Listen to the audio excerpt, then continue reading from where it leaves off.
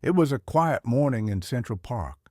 The sun filtered through the trees, casting long shadows on the path. People walked by, joggers, dog walkers, parents with strollers. Life moved fast around him. Mike sat on a bench near the fountain. His hands were cold, his clothes worn. Beside him sat a small cardboard sign that read, "Please help. Anything counts." He watched people pass. Some looked at him and turned away. Others never noticed him at all.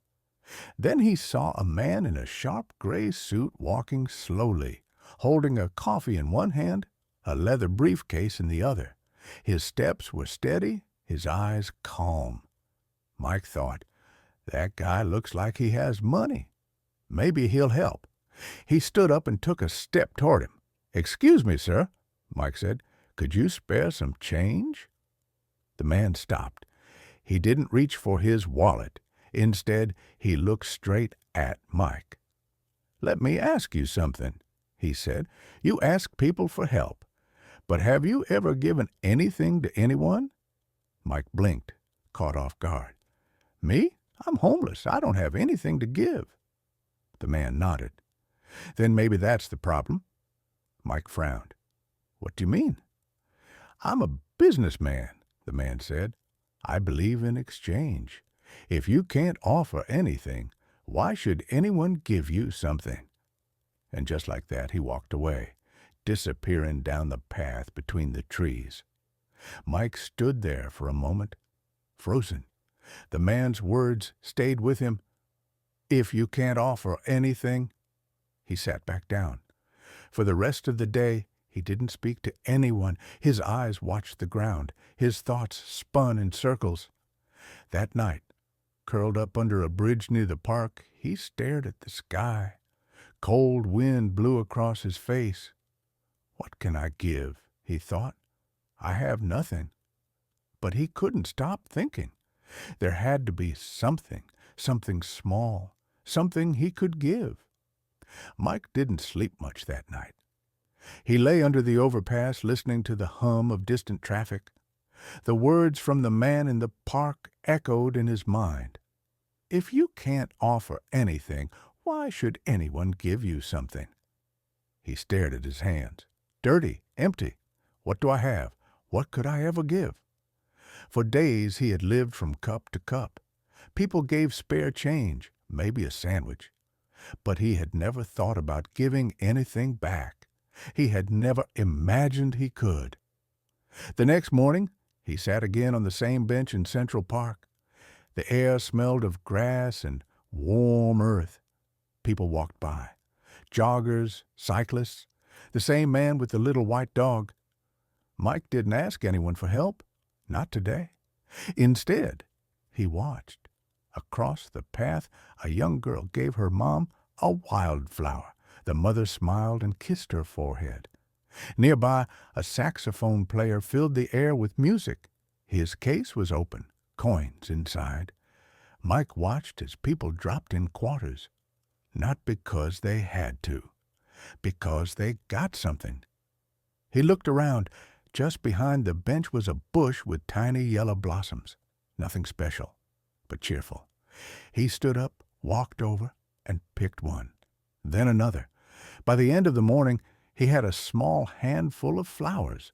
Wild, colorful, real. He sat down again. And when someone dropped a coin into his cup, he smiled and said, "Thank you," and offered a flower. People looked surprised, but they took them. Some smiled. One man even nodded and said, "That's nice." By the afternoon, Mike had no flowers left, and no one gave him anything after that. That night, back under the overpass, he looked at his hands again. Still rough, still tired, but not empty anymore. He had given something, and tomorrow he would do it again. The next morning, Mike woke up early. The city was still stretching. Street lights dimmed. A breeze moved through the trees. He made his way to the same park bench just off the main path. Not many people were out yet. That was fine. He had a plan. Behind the bench, along a quiet slope, wild flowers grew, tiny, bright, easy to miss. But today, Mike noticed all of them. He bent down and gently picked a few, yellow, white, and even a little orange one. He didn't take too many, just enough to hold in one hand. He wiped the stems clean on his jacket and set them carefully beside his cup. When the first woman walked by, he smiled and held one out. "Morning," he said. "Thank you for your kindness. This is for you."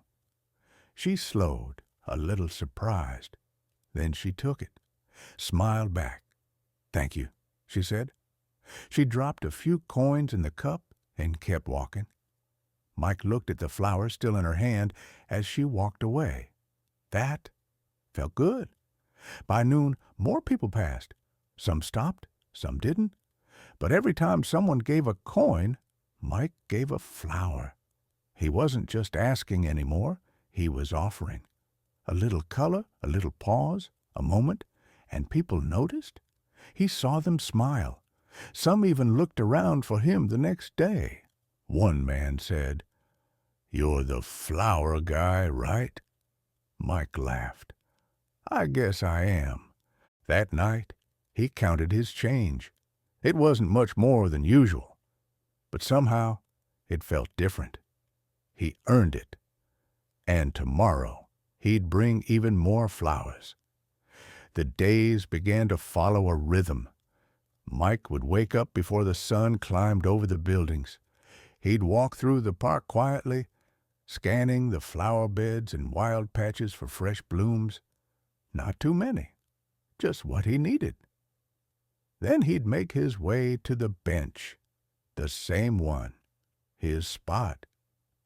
By mid-morning, people started showing up. Some walked by without looking, others slowed down, smiled, reached into their pockets. He offered a flower to each person who gave. "Here's something for you," he'd say. "Hope your day's brighter." And people smiled more often now. They looked at him, not like he was invisible, not like he was broken, just like a man. One day, a kid tugged his mother's sleeve and whispered, "Can I give him something too?" She gave the boy $1. He gave it to Mike, and Mike gave him a flower. The boy grinned. Mike grinned back. Every day he felt more like he was part of the park, part of people's routines. He was no longer just the guy with a sign. He was the flower man, and the name stuck. A jogger stopped one morning and said, "Hey, flower man, your usual spot, huh?" Mike nodded. "Yep, gotta keep things blooming." That made the jogger laugh. "You should print that on a shirt." Mike chuckled too. A shirt, he thought. Maybe someday. But what surprised him most was how he started to feel inside. Stronger, clearer, like something lost was being found again. It wasn't just about the money anymore. It was about showing up, about giving something real. And with every flower he gave away, Mike felt like a little piece of himself was growing back, one petal at a time. It was late morning. Warm sunlight filtered through the trees. Mike sat on his usual bench with a small bunch of fresh-picked flowers beside his paper cup. He had already seen a few familiar faces. A teacher on her coffee break, the man with the guitar, a runner who always took the time to wave. Things felt steady now, but then, across the path, he saw him, the man from that morning months ago. Same calm walk, same gray suit, same quiet eyes. Mike stood up without thinking. His heart beat faster, not with fear, with purpose. He picked up 3 small flowers, stepped forward, and said, "Excuse me, sir." The man stopped, turned. Mike smiled. "We met once. You probably don't remember." The man studied his face. "You were sitting here asking for help?" Mike nodded. "I was, but today I have something to give." He gently offered the flowers. The man looked at them, then back at Mike. A smile grew on his face. "You're not asking any more," he said.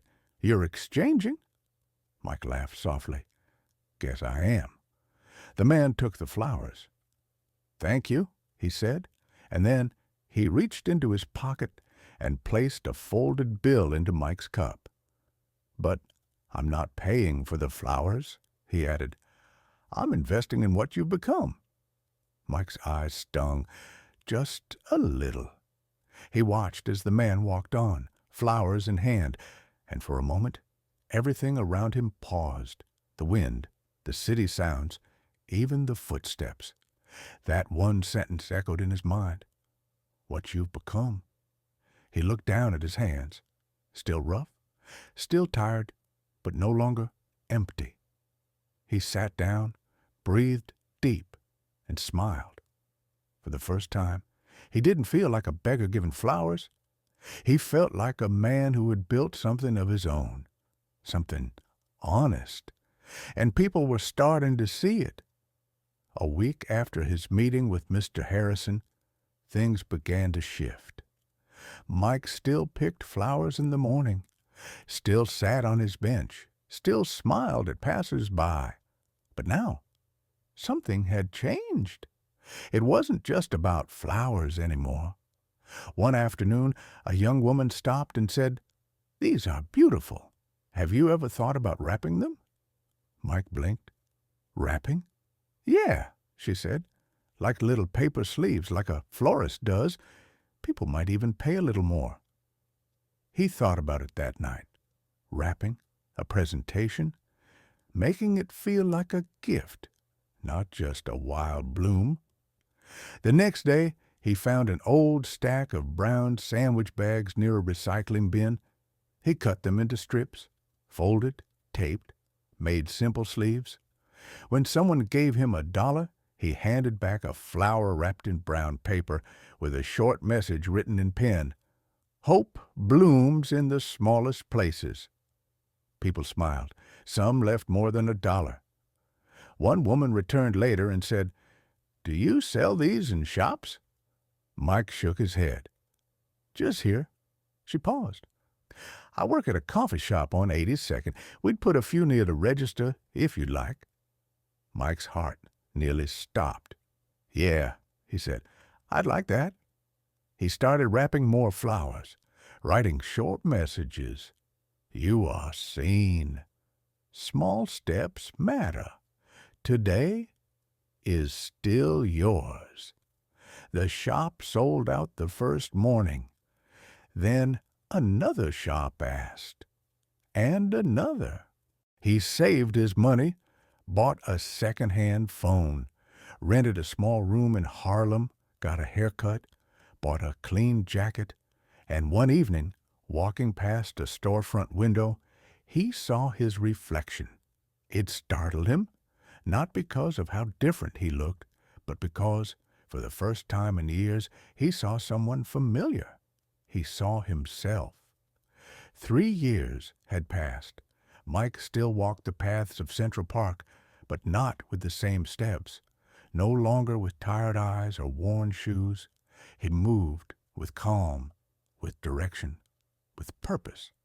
That morning, the park was full of life, joggers passing in pairs, old men playing chess, a child feeding ducks near the fountain.